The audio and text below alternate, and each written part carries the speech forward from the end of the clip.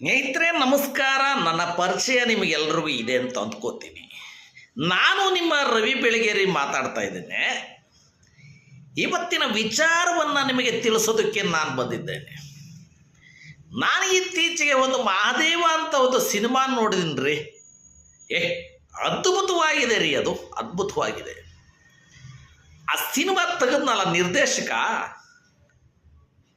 ನಮ್ಮನ್ನು ಸುಮಾರು 30-40 ವರ್ಷಗಳ ಹಿಂದೆ ಕರ್ಕೊಂಡೋಗಿದ್ದಾರೆ.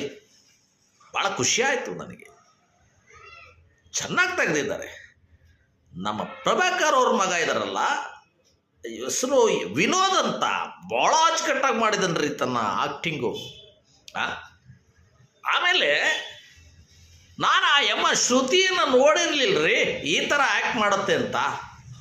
ಆ ಯಮ್ಮ ಯಾವಾಗ ನೋಡಿದ್ರು ಕಣ್ಣಲ್ಲಿ ನೀರೇ ಸುರಿತಾ ಇತ್ತು. ಆದರೆ ಇವತ್ತು ಈ ಸಿನಿಮಾದಲ್ಲಿ ಅದು ಏನ್ರಿ ಸ್ಟೈಲು ಆ ಯಮ್ಮಂದು, ಯಪ್ಪ, ನನ್ನ ಜೀವನದಲ್ಲಿ ನಾನು ನೋಡಿಲ್ರಿ. ಆ್ಯಕ್ಟಿಂಗು ಭಾಳ ಚೆನ್ನಾಗಿ ಮಾಡಿದ್ದಾರೆ. ಕನ್ನಡ ಚಿತ್ರ ಉಳಿಬೇಕು, ಕನ್ನಡ ಚಿತ್ರವನ್ನು ಬೆಳೆಸಬೇಕು ಅಂತಂದರೆ ನೀವೆಲ್ಲರೂ ಥಿಯೇಟ್ರಿಗೆ ಹೋಗ್ಬೇಕ್ರಿ ಸಿನಿಮಾ ನೋಡೋದಕ್ಕೆ.